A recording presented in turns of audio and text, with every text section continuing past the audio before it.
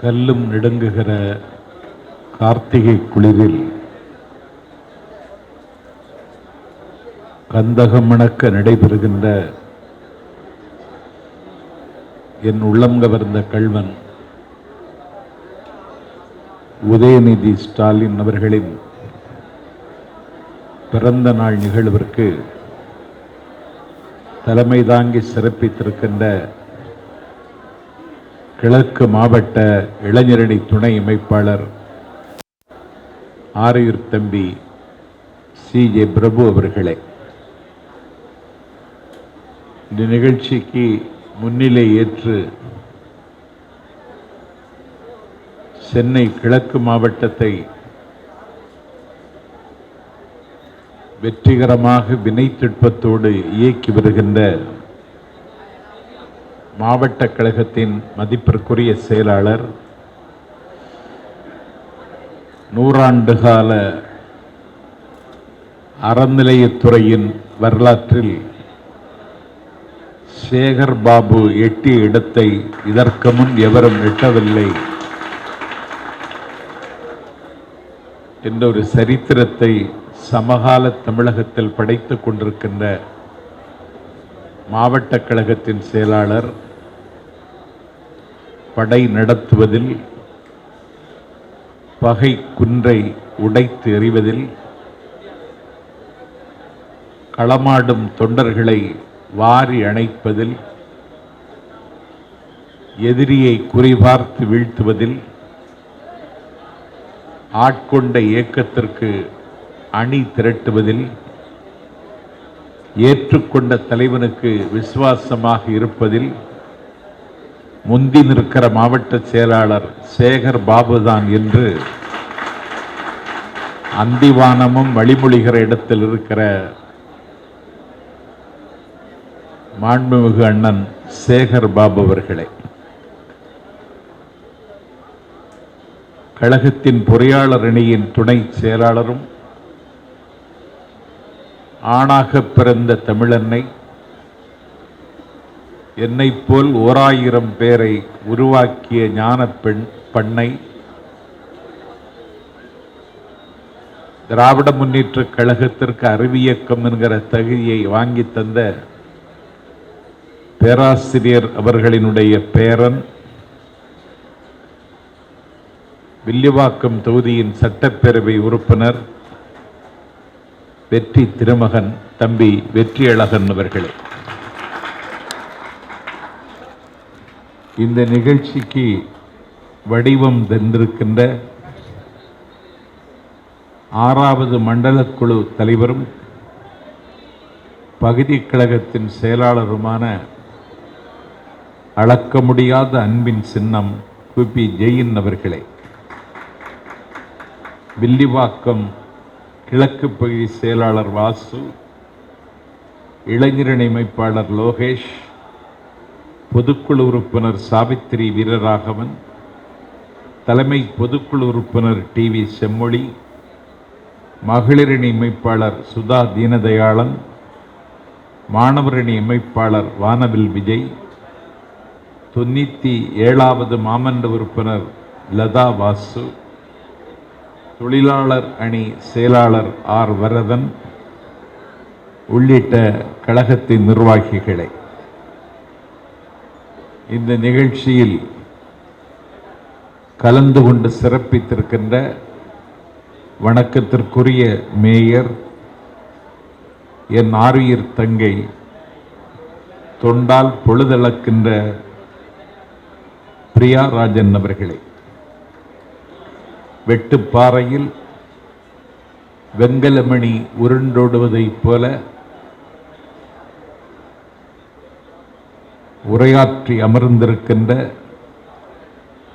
எங்கள் பேச்சுவானத்தில் வேகமாக வளர்ந்து வருகிற சந்திரபிம்பம் சந்ததமரவ தம்பி அருண் அவர்களே,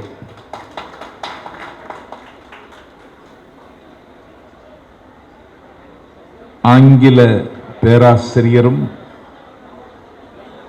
நெஞ்சுக்கு நீதியின் பேரன் என்ற தலைப்பை அணி செய்து அமர்ந்திருக்கின்ற ஆரையூர் தங்கை திவ்யா அவர்களே,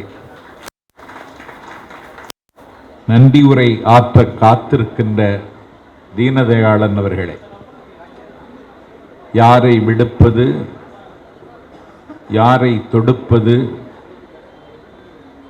என்று நானே மயங்கி போகிற அளவிற்கு நிகழ்ச்சி நிரல் முழுவதும் பாலில் படு நெய்யாய் விறகில் தீயாய் வியாபித்து கிடக்கின்ற மானமரவர்களே, நேற்று திருப்பூரில் உரையாற்ற இருந்த கூட்டம் மழை காரணமாக ரத்து செய்யப்பட்டதற்கு பிறகு இன்றைக்கு நிகழ்ச்சி நடக்குமா என்ற கவலையோடு இருந்த பொழுது இயற்கையின் நியதிகளை எதிர்கொள்ளுகிற வல்லமை சேகர் பாபுவுக்கு உண்டு. அரங்கத்தில் நிகழ்ச்சி நடைபெறுகிறது என்ற செய்தி வந்ததற்கு பிறகு அவசரமாக புறப்பட்டு சென்னை வந்ததற்கு பிறகு என்னை வரவேற்று உங்கள் வாசலுக்கு அழைத்து வந்திருக்கிற என்னுடைய ஆரியர் தம்பி, நான் பசித்தால் சோறாய், நான் தவித்தால் தண்ணீராய்,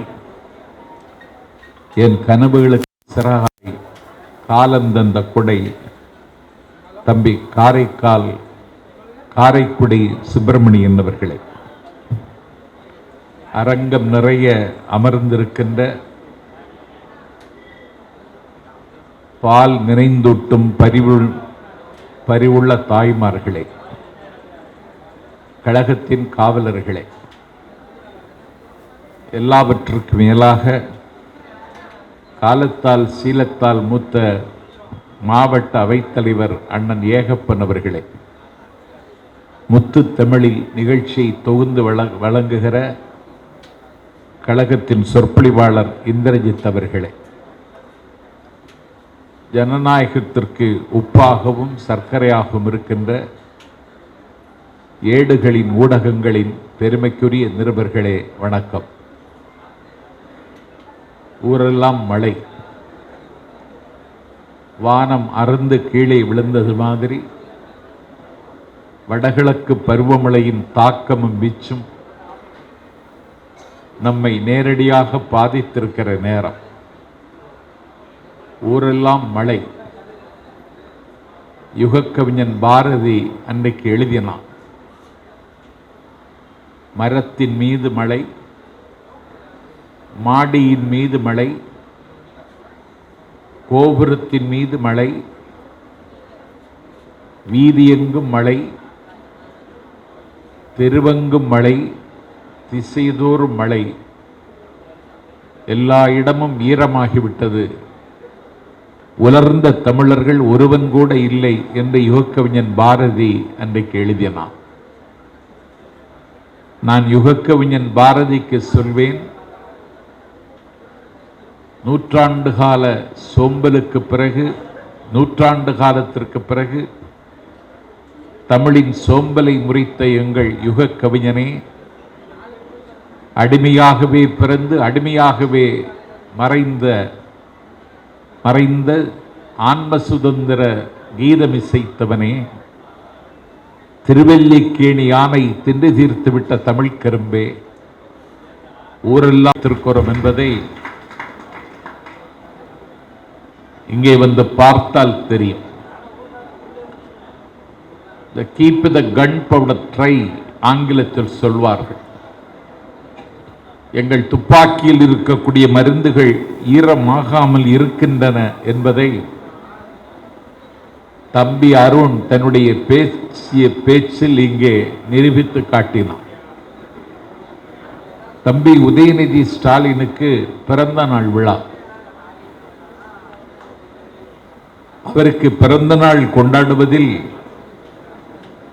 திராவிட முன்னேற்றக் கழகத்தின் எல்லா அமைப்பும் நான் முந்தி நீ முந்தி என்று போட்டி போட்டுக்கொண்டு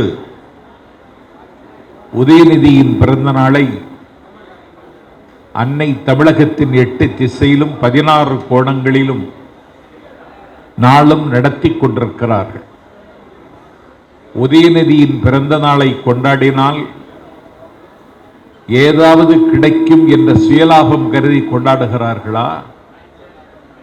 உதயநிதியின் பிறந்த நாளை கொண்டாடினால் நாமும் ஒரு நாள் உயரமான இடத்தில் வந்து உட்கார்ந்து விடலாம் என்று கனவு கண்டு கொண்டாடுகிறார்களா? உதயநிதியின் பிறந்த நாளை கொண்டாடினால் அரசியலில் ஏதாவது ஆதாயம் கிடைத்துவிடும் என்ற நம்பிக்கையில் கொண்டாடுகிறார்களா? ஏன் இப்படி கொண்டாடுகிறார்கள் என்று எதிரிகளுக்குள்ளேயே ஒரு கேள்வி இன்றைக்கு எழுந்து கொண்டிருக்கிறது. உதயநிதியின் பிறந்த நாளை நாங்கள் கொண்டாடுகிறோம் என்றால் 100 ஆண்டு கால ஆகிறது திராவிட இயக்கம் தொடங்கி. திராவிட இயக்கத்தின் 100ஆண்டு விழாவை கொண்டாடுகிற நேரத்தில், திராவிட முன்னேற்றக் கழகத்தின் பவள விழாவை நாங்கள் கொண்டாடுகிற நேரத்தில் தம்பி உதயநிதியின் பிறந்த நாளை கொண்டாடுகிறோம் என்றால் எங்கள் இயக்கத்தை அடுத்த தலைமுறைக்கு கடத்துவதற்கு ஒரு தலைவன் கிடைத்திருக்கிறான் என்ற நம்பிக்கையில் நாங்கள் கொண்டாடுகிறோம். லிபியாவில் ஒரு விடுதலை வீரன் இருந்தான். அவனுடைய பெயர் உமர் முக்தார். நான் கல்லூரி மாணவனாக இருந்த பொழுது உமர் முக்தார் குறித்து ஒரு திரைப்படம் வந்தது. அந்த படத்தை நான் ஒரு முறைக்கு பல முறை என்னுடைய இளைய வயதில் நான் பார்த்தேன். அவன் லிபியாவிற்கு விடுதலை கேட்ட காரணத்தினால், அவன் சமரசம் செய்து கொள்ளாமல் போராடியதால் வல்லாதிக்கம் அவருக்கு மரண தண்டனை விதித்தது. மரண தண்டனையை நிறைவேற்றுவதற்கு அவரை தூக்கு மேடையில் நிறுத்தினார்கள். அவன் மரண மேடையில் நிற்கிறான். தூக்கு தண்டனை நிறைவேற்றுகிற நேரத்தில் உமர் முக்தாரிடம் வந்து ஒருவன் கேட்டான், வாட்ஸ் யுவர் லாஸ்ட் டிசைர், உன்னுடைய கடைசி ஆசை என்ன என்று கேட்டான். மரண தண்டனை கைதிகளிடம் தூக்கு தண்டனை நிறைவேற்றுவதற்கு முன்னால் இப்படி ஒரு கேள்வியை கேட்பார்கள். உன்னுடைய கடைசி ஆசை என்னவென்று ஒரு தாயிடத்தில் கேட்டால், அவள் என்னுடைய புதல்வனை கண்களிக்க காண வேண்டும் என்பாள். ஒரு வயது முதிர்ந்த கைதியிடம் கேட்டால், எந்த வலியும் இல்லாமல் என்னை சாகடித்து விடுங்கள் என்பான். ஒரு இளைஞனிடத்தில் கேட்டால், என்னை விடுவிப்பதற்கு ஏதாவது வழி இருக்கிறதா என்று கேட்பான்.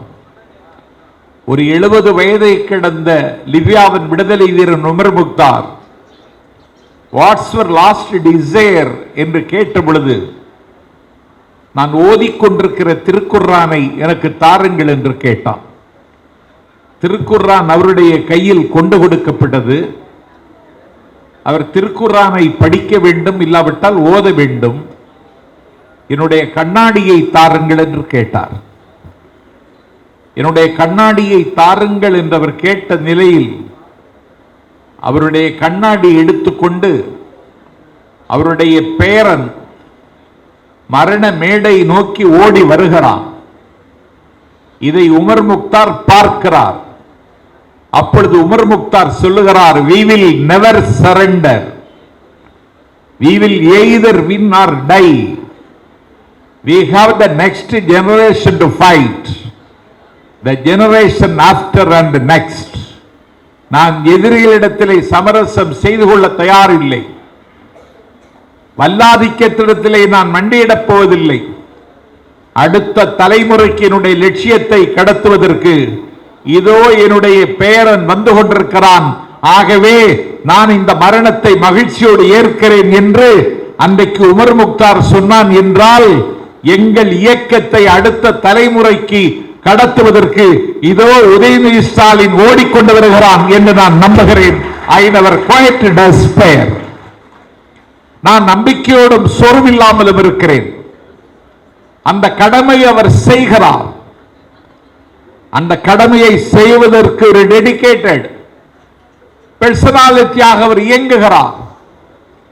வடக்கும் தெற்கும் கிழக்கும் மேற்கும் என்றவர் ஓயாது சுற்றுகிறார். பொதுமக்கள் கொடுக்கிற மனுக்களை பரிவோடு பார்த்து நடவடிக்கை எடுக்கிறார். கழக தலைமையிடுகிற கட்டளையை நிறைவேற்றுவதில் அவர் எப்போதும் 100க்கு 100 மதிப்பெண் வாங்குகிறார்.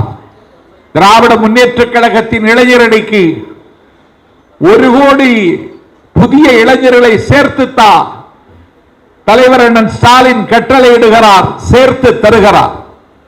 மலரக்கூடாது என்று மறுக்கப்பட்ட மொட்டாக, தாயின் மார்பகத்தில் பால் குடிக்க கூடாது என்று விலக்கப்பட்ட கன்றாக 1200 மதிப்பெண் பெற்றதற்கு பிறகு 1200 மதிப்பெண்ணுக்கு 1176 மதிப்பெண் பெற்றதற்கு பிறகு ஒரு மாணவி தன்னுடைய மருத்துவர் என்கிற கனவை நிறைவேற்ற முடியவில்லை என்று அவள் சாவின் மடியில் போய் விழுகிறாள்.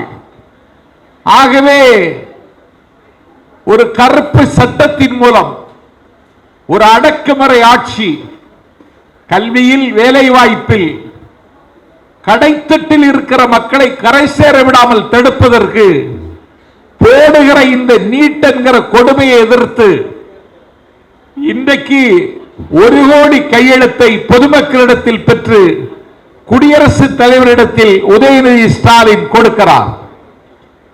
திராவிட முன்னேற்ற கழகத்தில் இருக்கின்ற 5வது தலைமுறையை லட்சிய ரீதியாக வார்க்க வேண்டும் என்று ஸ்டாலின் விரும்புகிறார். அவருடைய விருப்பத்தை நிறைவேற்றுவதற்கு முரசொலியின் கடைசி பக்கத்தை பாசறை பக்கம் என்று ஒதுக்குகிறார். அந்த பாசறை பக்கத்தில் கழகத்தின் முன்னோடிகள் சிந்திய கண்ணீர், வடித்த இரத்தம், அவர்கள் சுமந்த சிலுவை, அவர்கள் பட்ட பாடு இன்றைக்கு இருக்கிற தலைமுறைக்கு தெரியாது. அன்றைக்கு ஒரு நாள் பேசினான். தலைவர் கலைஞருக்கே அவன்தான் ஆதர்சமாக இருந்தான். அவனுடைய பேர் பட்டுக்கோட்டை அழகிரிசாமி. ஒரு ராணுவ வீரனாக பணியாற்றி அந்த ராணுவ வீரன் வேலையை உதறி எறிந்துவிட்டு பெரியாரின் லட்சியங்களை நிறைவேற்றுவதற்கு இந்த நாட்டின் மேடைகளில் அவன் மூறி முழங்கினான். பட்டுக்கோட்டை அழகிரிசாமி பேசுகிறான் என்றால் சனாதன கிடங்கு உடைந்து நொறுங்கும். பட்டுக்கோட்டை அழகிரி பேசுகிறான் என்றால் வைதீக பள்ளத்தாக்கில் இடி விழும்.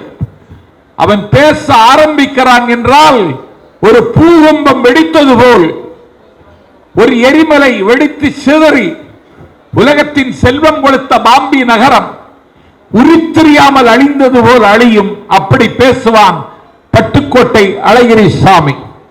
அந்த பட்டுக்கோட்டையின் அழகிரிசாமியின் வரலாறு இன்றைக்கு இருக்கிற தலைமுறைக்கு தெரியாது. பாசறை பக்கத்தில் என் தம்பி உதயநிதி என்னுடைய பிள்ளைகளுக்கு இன்றைக்கு அவன் கற்றுத் தருகிறான். மாயவரம் நடராசனை இன்றைக்கு இருக்கிற தலைமுறைக்கு தெரியுமா?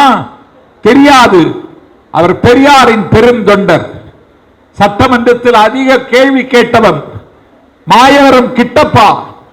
அவனை இன்றைக்கு இருக்கிற தலைமுறைக்கு தெரியுமா? தெரியாது. சேது நாட்டு செல்லக்கிளியே, நீ பறந்து போய்விட்டாயா என்று எஸ் எஸ் தென்னரசு கண்ணை மூடிய பொழுது கதறி அழுதார் கலைஞர். அந்த எஸ் எஸ் தென்னரசுவின் வரலாறு இன்றைக்கு இருக்கிற தலைமுறைக்கு தெரியுமா? தெரியாது. அதையெல்லாம் இன்றைக்கு பாசறை பக்கத்தில் தம்பி உதயநிதி என்னுடைய மகனுக்கு அவன் கற்றுத் தருகிறான்.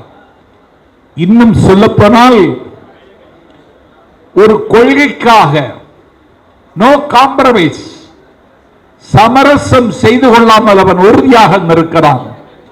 அலங்காரமான பேச்சில்லை, ஒரு எடுப்பான உடை இல்லை, ஒரு சாமானியன் அணிகிற செருப்பு, ஒரு டி ஷர்ட், அந்த தோற்றத்தில் வருகிறார். உலகத்தின் வரலாற்றை உள்ளங்கையில் பதிவு செய்து கொண்டு தாழ்ந்த தமிழகத்தை தலைநிமிர வைப்பதற்கு என்னுடைய தந்தைக்கு துணையாக இருக்கிறேன் என்பதை விட என்னுடைய தலைவனுக்கு துணையாக இருக்கிறேன் என்கிற கடமை உணர்வோடு அவர் இயங்குகிறார். இளைஞரணி என்பது ஆளுக்கு விழுது, அது வாழைக்கு கண்டல்ல. அவர் ஒரு ஆளுக்கு விழுதாக இருக்கிறார். தமிழ்நாட்டு அரசியலில் அவருடைய வருகையும் அவருடைய வளர்ச்சியும் காலத்தின் கட்டாயம். அது பல பேருக்கு இன்றைக்கு எரிச்சலை ஏற்படுத்தி இருக்கிறது. ஆகவே உதயநிதி ஸ்டாலின் இன்றைக்கு பேசு பொருளாகி இருக்கிறார். அவருடைய நடவடிக்கைகளால், அவருடைய அணுகுமுறைகளால் அது தமிழ்நாட்டு அரசியலில் சாத்தியமாகி இருக்கிறது. முதல்வர் ஸ்டாலினுடைய மகன் என்பதற்காக அல்ல, அவர் பேசு பொருள் ஆகியிருப்பது காரணம் தீர்ந்து போகாத திராவிட இயக்கத்தின் அடிப்படை கொள்கைகளின் மீது அவருக்கு அழுத்தமான பற்று இருக்கிறது என்பதை விட அதை நடைமுறைப்படுத்த வேண்டும் என்கிற செயல்வேகம் இருக்கிறது. இங்கே உரையாற்றிய அருண், இங்கே உரையாற்றிய திவ்யா, அவர் ஒரு பொறியியல் கல்லூரியினுடைய ஆங்கில பேராசிரியர். தம்பி அருண், தமிழ் பேச்சு எங்கள் மூச்சு, விஜய் தொலைக்காட்சி நடத்திய பேச்சு போட்டியில் நான் நடுவராக இருந்த அரசியல் சுற்றில் அவன் கலந்து கொண்டவன். இன்றைக்கு வேர்ச்சொல் அகராதியை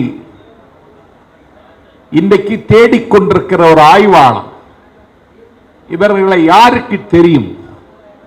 திராவிட முன்னேற்ற கழகத்தில் அடுத்த தலைமுறைக்கு சொற்பொழிவாளர்கள் தேவைப்படுகிறார்கள் என்பதை உணர்ந்து கொண்டதற்கு பிறகு பேச்சு போட்டி என் உயிரின் மேலான என்ற தலைப்பில் என்று அறிவித்தார் தம்பி உதயநிதி ஸ்டாலின்.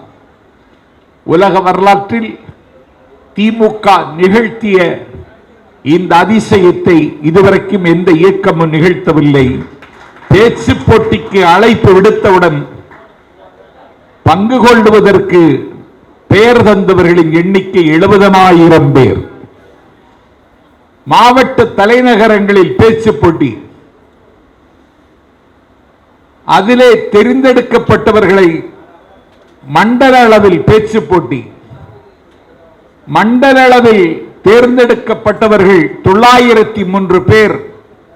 70,000 பேரில் 903 பேரை நான்கில் சம்பத்துப்பட்ட நடுவர்கள் தேர்வு செய்கிறோம். அவர்களுக்கு வகுப்பெடுக்க சொன்னார் உதயநிதி. நான் திருவண்ணாமலையில் வகுப்பெடுத்தேன். கடைசியில் 182 பேரை நாங்கள் தெரிவு செய்தோம். அதிலே இவர்கள் இருவரும் வருகிறார்கள். 182 பேரையும் தலைநகர் சென்னையில் தியாகராய நகர், சர்பிடி தியாகராய நகரில் அன்பகத்தில் இறுதி பேச்சு போட்டி 3 பேரை தெரிவு செய்தோம். இன்றைக்கு 182 சொற்பொழிவாளர்கள் திமுகவினுடைய பிரச்சாரகர்களாக இன்றைக்கு பணி நியமிக்கப்பட்டிருக்கிறார்கள். பிரச்சார செயலாளர் செய்ய வேண்டிய கடமையை என் தம்பி உதயநிதி ஸ்டாலின் செய்தார். அதை பொறுப்புணர்ந்து செய்தார். அடுத்த தலைமுறைக்கு எங்கள் இயக்கத்தினுடைய வேரை பற்றியும் தெரியாது, விழுதை பற்றியும் தெரியாது. இந்த நாட்டில் எங்களினுடைய மூல தலைவர் டாக்டர் நடேசனார் இந்த நாட்டில் சமூக நீதி பற்றி பேசுகிறோம். அன்றைக்கு தென் தமிழகத்திலிருந்து கல்லூரியில் படிக்க வேண்டும் என்று ஆசைப்பட்டு தலைநகர் சென்னைக்கு ஒரு தேசாந்திரியாக புறப்பட்டு வந்தான். அவன் சென்னைக்கு வந்து விட்டான். கல்லூரியில் படிப்பதற்கு இடம் கிடைத்து விட்டது, தங்குவதற்கு இடமில்லை. தங்குவதற்கு இடம் தரமாட்டார்கள். அன்றைக்கு இருந்த ஹோட்டல் எல்லாம் பிராமணாள் ஹோட்டல் என்றுதான் பெயர் இருக்கும். அந்த ஹோட்டலில் போய் சாப்பிடுவதற்கு அவனுக்கு அனுமதி இல்லை. பச்சையப்பன் முதலியாரே கூவத்தில் குளித்துக் கொண்டுதான் கல்லூரிக்கு வந்தார். அப்படி உணவு மறுக்கப்பட்டது. தங்குகிற இடத்திற்கு அனுமதி இல்லை. டாக்டர் நடேசனார் வந்தார். வெட்ட வடிவானத்தில் விடிவெள்ளி பூத்ததை போல, வெள்ளருக்கம் காட்டில் முல்லைமலர் பூத்ததை போல வந்தார். தி டிராவிடியன் ஹாஸ்டல் என்று ஒன்றை தொடங்கினார். அந்த டிராவிடியன் ஹாஸ்டலில் நம்முடைய இயக்கத்தினுடைய ஆதாரம் அங்கேதான் இருக்கிறது. மாணவர்கள் வந்து சேர்ந்தார்கள். அவர்களுக்கு உணவு இலவசமாக வழங்கப்பட்டது.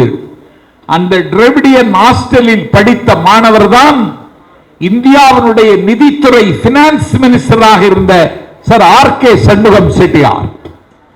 நடேசனாரை தொடர்ந்து டாக்டர் சர்பி தியாகராயர் வந்தார். இன்றைக்கு சென்னை மாநகராட்சி பிரியா மேயர், அன்றைக்கு அந்த இடத்தை அலங்கரித்தவர் அவர். இன்றைக்கு நடைமுறைப்படுத்துகிற சத்துணவு திட்டத்திற்கு அகரம் எழுதியவர் அவர்.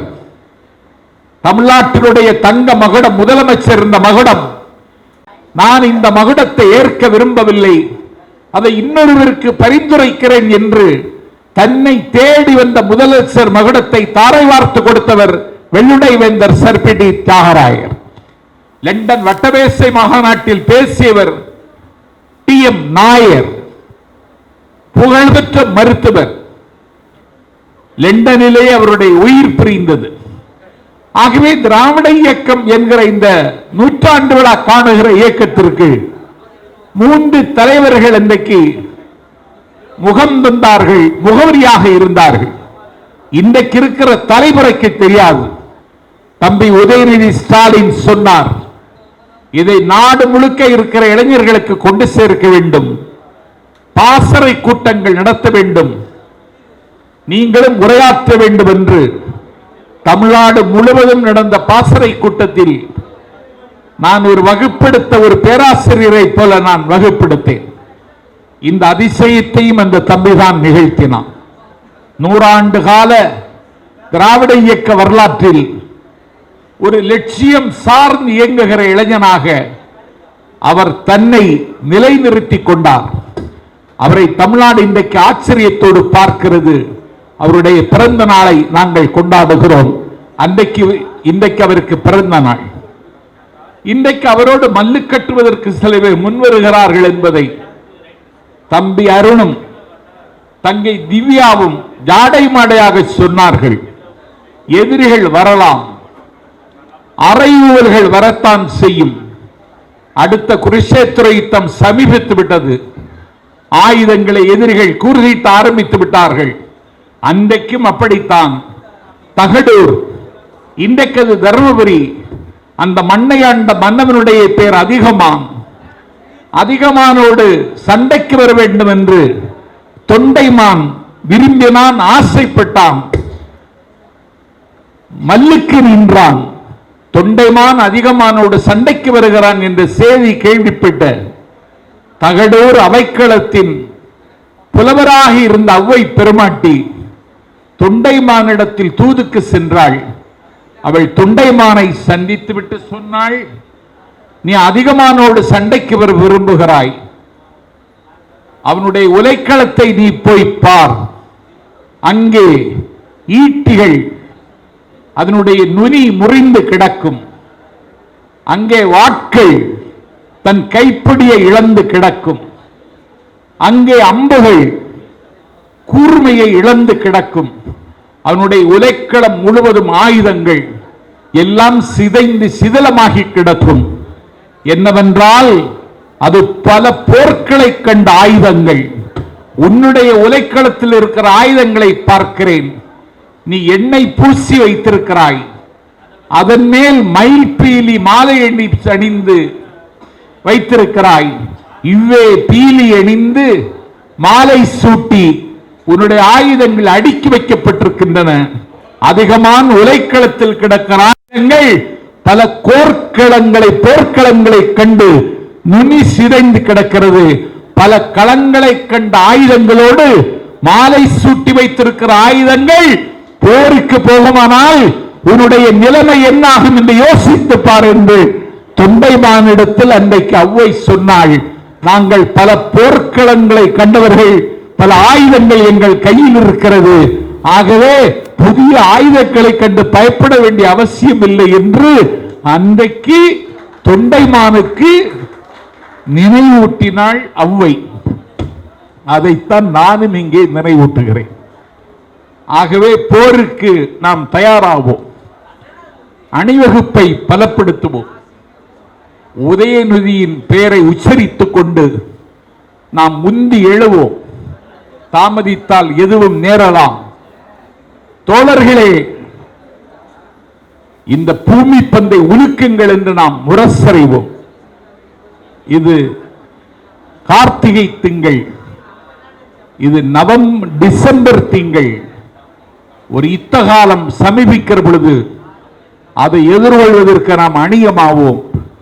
அதற்காகத்தான் தம்பியின் உதயநிதியின் பிறந்த நாளை என்னுடைய ஊக்கத்தையும் என்னுடைய உள்வழியையும் நிலைநிறுத்துவதற்கு நாங்கள் கொண்டாடுகிறோம். தம்பிக்கு என்னுடைய பிறந்த நாள் வாழ்த்துக்களை தெரிவித்துக் கொள்கிறேன். பாடும் பறவைகளை பறைசாற்றுங்கள், உதயநிதிக்கு பிறந்த நாள். ஓடும் மேகங்களே உறக்க சொல்லுங்கள், உதயநிதிக்கு பிறந்த நாள். குந்தி குரல் எடுத்து கூவுகிற குயில்களே கூவுங்கள், தம்பி உதயநிதிக்கு பிறந்த நாள். புள்ளி கலாபம் விரித்து ஆடுகிற மயில்களே அகவுங்கள், என் தம்பி உதயநிதிக்கு பிறந்த நாள். கரைக்கு ஏறுவதற்கு அலையாக கிளம்புகிறது. அந்த அலைகளுக்கு சொல்லுகிறேன், அலைகளை ஆரவாரம் செய்யுங்கள், என் தம்பி உதயநிதிக்கு பிறந்த நாள். கும்மாளம் போட்டு குதித்து கீழே விழுகின்ற குற்றாலமே கொட்டி முழக்கு, என் தம்பிக்கு உதயநிதிக்கு பிறந்த நாள். பிறந்த நாள் காணுகிற நாள் எங்களுக்கு சிறந்த நாள். அடுத்த தலைமுறைக்கு திராவிட இயக்கத்தை மடைமாற்ற வீகம் வகுக்கிறவன், விழிமூடாமல் இயங்குகிறவன், வியர்வை பாசனம் செய்கிறவன் உதயநிதி வெல்வான் என்பது வெளிப்படை. அவனுடைய உழைப்புதான் அதற்கு அடிப்படை என்பதை பதிவு செய்து, இன்னும் நான் பேச ஆரம்பித்தால் சபாநாயகருக்கு கட்டுப்படாத நான் சேகர்பாபுக்கும் கட்டுப்பட வேண்டிய நிலைமை இருப்பதால் விருப்பமில்லாமல் விடைபெறுகிறேன். நன்றி, வணக்கம்.